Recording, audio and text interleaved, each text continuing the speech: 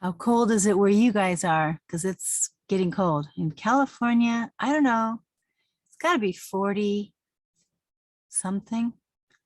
It's cold, Ventura County. But I'm sure it's really cold in some places. I was just having some ice cream. I was having Rocky Road ice cream. Do you guys like to have ice cream sometimes? Yeah, I thought about eating it out of the container, and then I thought, no, I don't want to eat all of it. I'm just saying. It's like down to the bottom. I was kind of wanting to hurry up and, you know, get some more room in my freezer. So I thought, well, maybe I'll just eat it out of the container. Like I've heard people do things like that. And I just took a couple bites. I'm like, can't do it. Just can't do it. Can't do that to myself. So anyways, I thought instead of being bored, I want to do this again. When I was listening to the other Blue Letter Bible demonstration, I heard something weird about them putting the blood on the right ear. And I just wanted to see, what does that mean? It's so weird, man. What the heck? So I just plugged in the word ear, and we're going to look at all the things that pertain to ear, and let's just see if there's something to that. I do have the heater on in here, and I'm starting to get hot with my shirt and my vest and my jacket and my sweater and my blanket and this light. So it is starting to get a little hot, even though it's cold. But anyways, let's go ahead and read and let's see. Here's Exodus 15:26. Let me see, does this need to be even bigger so that you can see it better, or is it good? I don't know how to make it any bigger. But anyways, let's read it. And said, if you diligently heed the voice of the Lord your God and do what is right in his sight, give ear to his commandments and keep all his statutes, I will put none of the diseases on you, which I have brought on the Egyptians, for I am the Lord who heals you. That's cool. That's if you diligently heed the voice of the Lord your God. That means if he says something, we need to obey. That's what that means. It doesn't mean read his word and that's it. It means heed the voice of the Lord your God and do what is right in his sight. It means give ear, listen and obey. Let's just click on that. Let's go to the tools over here, the blue, and we're going to look up ear and see what does that mean.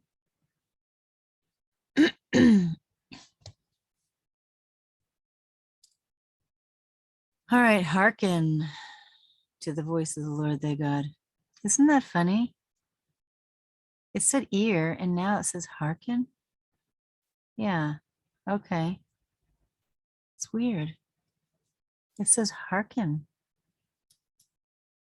It said give ear, but it means hearken. Here it is. Shama. Let's see what it says. Strong's H 8085. Shama. Shama. And second entry, Shamaya. Shamaya. Shema, Shamaya. Shamayim. To hear, listen to, and obey. To hear, perceive by ear. To hear of or concerning. To hear, have power to hear. To hear with attention or interest. Listen to understand. To hear of judicial cases. To listen, give heed. to consent, agree, to grant, request, to listen to, yield to obey, be obedient. Nifal, to be heard of voice or sound, to be heard of, to be regarded, be obeyed. Piel, to cause to hear, call to hear, summon. Hifil, to cause to hear, tell, proclaim, utter a sound, to sound aloud, musical term. To make proclamation, summon. To cause to be heard, sound, Shema. A primitive Shema, Shema Yisrael. Isn't that what that is? Yahuwah Eloheinu, Yahuwah Ehad. Hear, O Israel, the Lord our God is one God, he is one. Shema, a primitive root, to hear intelligently, often with implication of attention, obedience, causatively, to tell, attentively, call, gather together, carefully, certainly, consent, consider, be content, declare, diligently, discern, give ear, cause to let, make to hear, hearken, tell. Indeed, listen, make a noise, be obedient, obey, perceive, make a proclamation, publish, regard, report, show forth, make a sound, surely tell, understand. That was a noise I just heard. What was that? Sounded cool. It sounded like a ring or a bell. Strong's to hear, Sabian, most in derivative, especially epithet of divinity. He who hears, bell. And let's see. Oh, look at that. In Genesis 3:8, it's Adam and Eve, and they heard the sound of the Lord God walking in the garden in the cool of the day. And Adam and his wife hid themselves from the presence of the Lord God among the trees of the garden. So he said, I heard your voice in the garden, and I was afraid because I was naked and I hid myself. Then to Adam he said, because you have heeded the voice of your wife and have eaten from the tree of which I commanded you, saying, you shall not eat of it. Cursed is the ground for your sake. In toil you shall eat of it all the days of your life. So this kind of goes into the word heard, I think. Sama, heard. So let's go back. Let me see if I could do the back button here. Maybe not. Let's see. Because we were looking at to hear. And yeah, right here. If you diligently heed the voice of the Lord your God and do what is right in his sight, give ear to his commandments and keep all his statutes, I will put none of the diseases on you, which I have brought on the Egyptians. For I am the Lord who heals you. That's cool. So I'm going to plug it back in again, ear, because I wanted to read some other things. Sometimes, you can just keep going. You go from here to ear to here to heard, and then you can get lost. So this is where we were. Let's keep reading. Then his master, this is Exodus 21:6. Then his master shall bring him to the judges. He shall also bring him to the door or to the doorpost. And his master shall pierce his ear with an awl, and he shall serve him forever. Okay. That's interesting. Let's keep reading, because if I click on it to see what that is all about, well, I'll have to click on it. I'll know how to get back. Tools, gonna go here. I want to know the significance of what was the idea of putting blood on the right ear. I just wanted to know about that. Got to go there. So we're looking up all the things that have to do with ear, okay? His ear, here we go. H241, ozone. Ozone. Let's see how do you say it? Strong's H241. Ozan. Ozan. Zen. So this is ear, audience, hearing, show, advertise, displease the Lord, hear, reveal, tell. Ear as part of the body, ear as organ of hearing, subjective, to uncover the ear, to reveal, the receiver of divine revelation.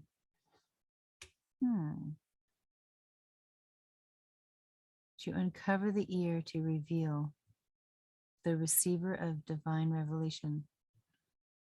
That's cool. Okay, so ozone, broadness, concrete, the ear, from its form in man, advertise, audience, displease, ear, hearing, show. All right, here we go. Look at this. Here it is.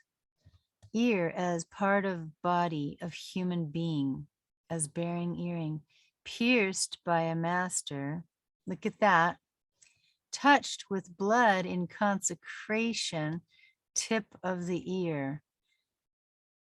That's what that is. And then here's another one, cut off by enemy.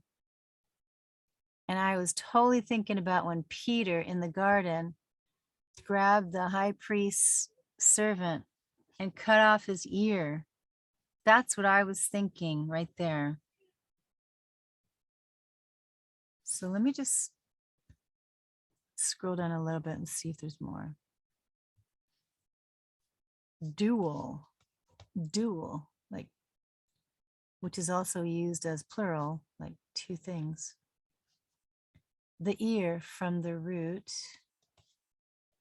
the phrases of which this word forms a part are considered under the verbs to speak in anyone's ears, before him, in his hearing, in my ears, said Yehovah.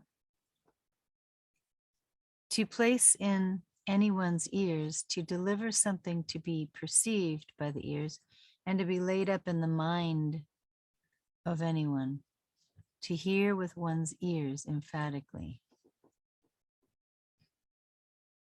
Let's just see some examples. So Abimelech rose early in the morning, called all his servants, and told all these things in their hearing. And the men were very much afraid.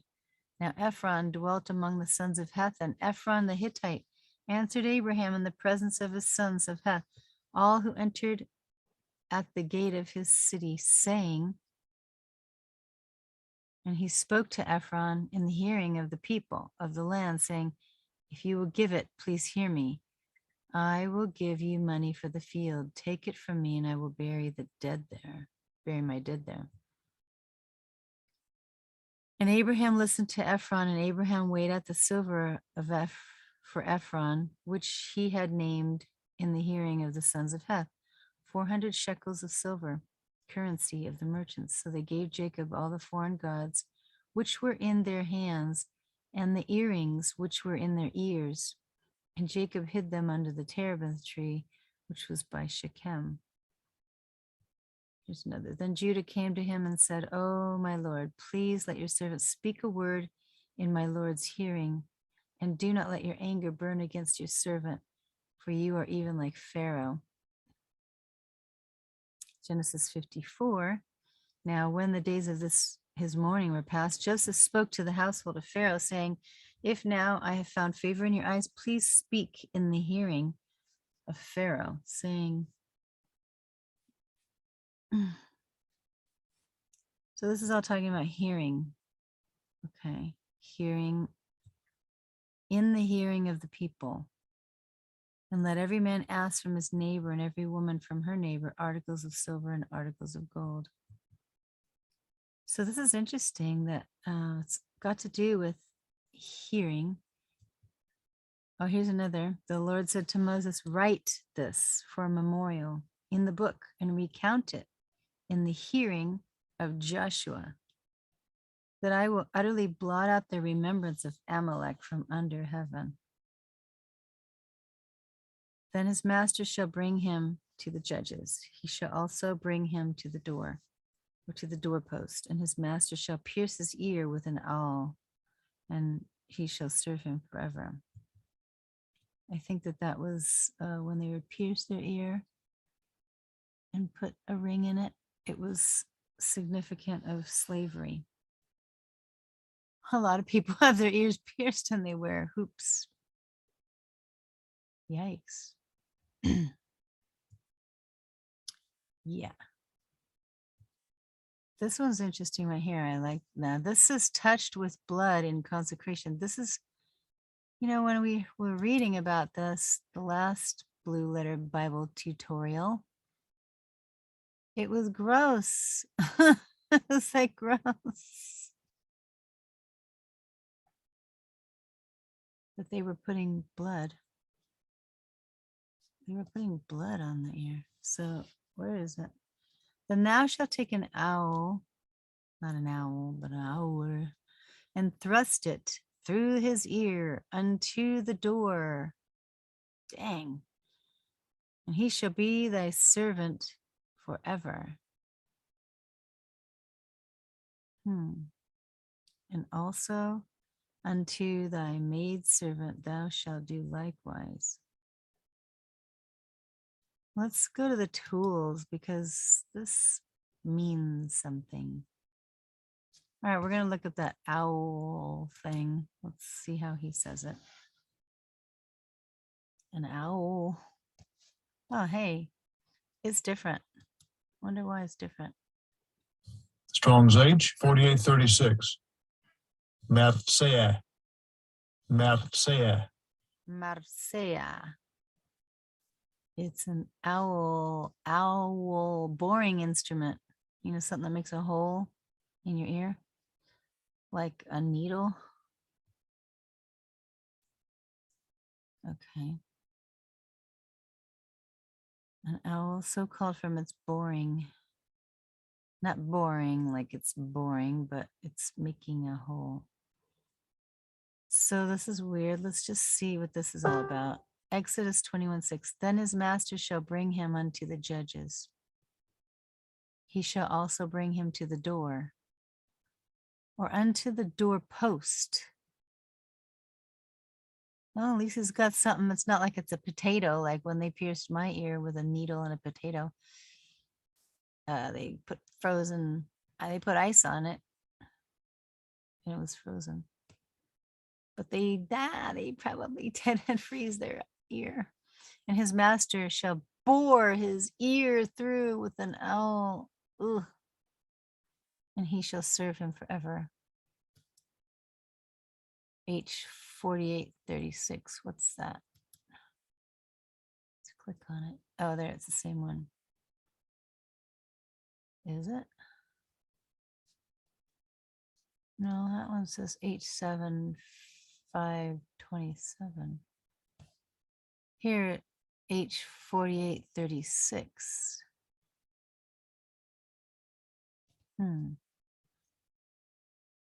Different. Something different. 4835, 4837, 4836. It's Marseille, which occurs 2 times in 2 verses in the Hebrew. And those are the 2 right there. Thou shalt take an owl and thrust it through his ear unto the door, and he shall be thy servant forever. And unto thy maidservant thou shalt do likewise. So let's go over to the tools for a second. And I want to look up the word door. Deleth. Let's see how they say it. Strong's H, 1817. Deleth, Deleth. Okay, so it comes from Strong's 1817, and the root word etymology was from H1802, which is draw, enough, and lifted me. But this is door, door, gates, leaves, door gate, a door, a gate. Ooh, you know how Yahusha, or other people call him Jesus, he said, I am the door. And the gate is narrow, of chest lid, of crocodile jaws, that's different, of doors of the heavens, of an easily accessible woman. Oh, hey, that doesn't, I don't know about that one. Something swinging, the valve of a door, two-leaved, gate leave, okay. Door of chamber in which people, personified, hides. Dual, look at that. Compare also to dual, like two different things. Oh. QR, hey, look at QR code. Figurative, door of chamber. You know how, isn't it interesting at the courts, they got chambers for the judges? Door of chamber in which people, personified, personage, hides, hide in the door. Yeah, like I've heard that the door is also like a religion, door of religion, and how the shepherd, he would be the door. Whenever they had the sheep, the shepherd would be right in the doorway where the sheep would be, and he was the door. He was the one that would keep things out and keep things in at the same time, kind of like your skin. Your skin is good for keeping the good stuff in, the bad stuff out. Unless, of course, you did something stupid by allowing something inside, like a Trojan horse. Don't let that happen. But it's kind of interesting that the door, figurative, the door of chamber in which people personified hides. The door, Phoenician plural, according to Ba from Assyrian, to bolt, bar, always absolute. Feminine, compare masculine, the leaf of a door, so called from its hanging and swinging, hence the door itself as hanging on its hinges, which is shut or opened. Wow. You remember about that parable of the 10 virgins, and they're going out with their oil lamps, and some of them said that they didn't have enough oil, so they went back to go purchase some oil. And then by the time they came back, the door was shut. Whoa. And they couldn't go in. So let's see, what is this? It differs from this, which denotes the doorway, which the door closes. When two leave doors are spoken of, the dual is commonly used, which see, but the singular is also used to express both leaves. The two leaves of the one door were folding without much strictness of use. It is put both for the leaves singly and also for the whole door. There were two leaves to each of the doors. Both were folding, two leaves to the former door, two leaves to the latter. Used of the covering of the ark. Wow. Metaphor. If she, our sister, be a door. Oh, if she be easy of access. Oh. You don't want to be easy of access because that kind of connotates, you know, she's easy. dual from the form two-leaved doors, folding doors, especially large ones, such as the gates of a city. Oh, mhm. So the doors of heaven which let down the rain. Oh. Elsewhere, the doors of the womb that bear me. The doors of his face, the jaws of a crocodile. Oh, ah, ah. Top door, bottom door. Ah, okay. Like a door. Ah. He has shut up the sea with doors. Wow. Leaves the door, gates. The doorway or gate itself. The gate of the people, Jerusalem, is broken. The columns of a book, so called from the resemblance to a door, just as in Latin, columna, from the resemblance to a column. Oh, like Columbine, Columbia. Oh, that's interesting. Oh, wow. That's amazing. You know, Columbia, Columbine, columna, column. It's like, well, you know, liberty, libertas. That's kind of like libertine. I wonder if that's got to do with all of this, you know, the doors, you know, Statue of Liberty. It's like they're saying something about her. What would they say about her? Being the doorway or the opening or the swinging. What did this say? If our sister be a door, if she be easy of access. Whoa. Whoa. And it's kind of reminding me of like in the judicial system, they got columns. They have, what else do they have symbolism wise? The chambers, the judge's chambers. They got dual, you know, the two thing, the dual, duality, two-leaved doors, folding doors. Yeah, they kind of got that in a courtroom, you know, when you go through the two doors. Folding doors, especially large ones, such as the gates of a city. The doors of heaven, which let down the rain. Very interesting. The doors of the womb that bear me. The doors of his face. The jaws of a crocodile. He has shut up the sea with doors. Oh, the sea, like Admiralty law. This is very symbolic. Interesting.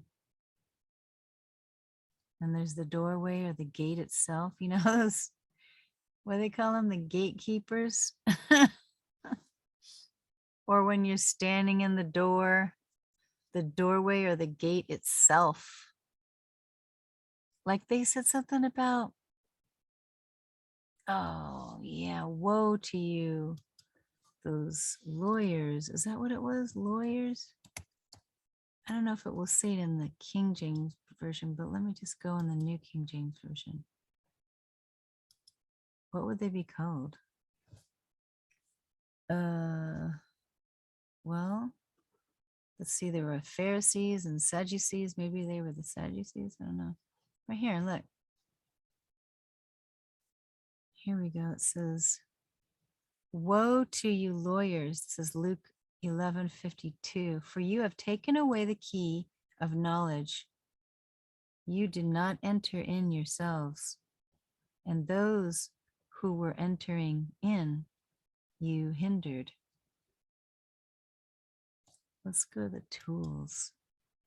I think they're talking about, you know, the way or the door or the, let me see, the key of knowledge. You entered not in. yourselves, and them that were entering in, you hindered. Let's see what this entering in is all about. To go out or come in, to enter, of men or animals, as into a house or a city, of Satan taking possession of the body of a person. What? Wow. Of a person. Wow. Of Satan taking possession of the body of a person. Like personage. That's wild, man. Of things as food that enters into the eater's mouth, like my ice cream I had earlier. Of entrance into any condition, state of things, society, employment. Wow. To arise, come into existence, begin to be, of men, to come before the public, to come into life, of thoughts that come into the mind. Wow. So it also says here, Iser koman ahi, to enter, literally or figuratively, arise, come in, into, enter in, to go in, through. And it says two-person plural, two aorist. Don't know what that means. Imperative, third person singular, at the beginning perfect, three-person plural. At the beginning, to go or come into or in, to enter, properly of men and of animals, followed by, I don't know what that is, EIC, with specification of the place, of whiners, as into a house, into a city. Here we go. Matthew 5:24, I say to you that unless your righteousness exceeds the righteousness of the scribes and Pharisees, you will by no means enter the kingdom of heaven. That's good. So for righteousness, let's just look up that word right there and see what that means. A lot of people think of that word righteous as bad. You're so righteous. They use it as an insult, like it's derogatory. But righteous, let's see what it means. Because I'm just saying, righteousness, let's take a look at that. What does righteousness mean? In a broad sense, state of him who is as he ought to be. Righteousness, the condition acceptable to God. Wow. That is a condition that's acceptable to God, the Creator. So if you're using that word, oh, they think that they're so righteous. What's wrong with you? Because you're supposed to be righteous. You're supposed to be righteous. So if you're using that as a twisted, derogatory term, you need to stop it because you need to be righteous. Yeah, it says it right here. Let's keep going and see what else it says. Because it's time. It's time to have some light on the subject here. In a broad sense, state of him who is as he ought to be, righteousness, the condition acceptable to God, the doctrine concerning the way in which man may attain a state approved of God. Do you want to be approved of God? Then you need to be righteous. Integrity, here it is. This is a definition of righteous, to have integrity. Virtue, purity of life, rightness. Oh, that means you're right. You're correct. Correctness of thinking. Oh, feeling and acting. So righteousness is good. It's not bad. And wicked is not good. Wicked is bad. So, it does say here in the Bible, you could type it up there, in the last days, where they say that good is evil and evil is good. So don't get confused. Know what words mean. Let's see, what else does it say? In a narrower sense, justice. Hey, do you want justice? Then you got to have righteousness, or the virtue which gives each his due. So to have right understanding is righteousness. What do you think about that? Here we go.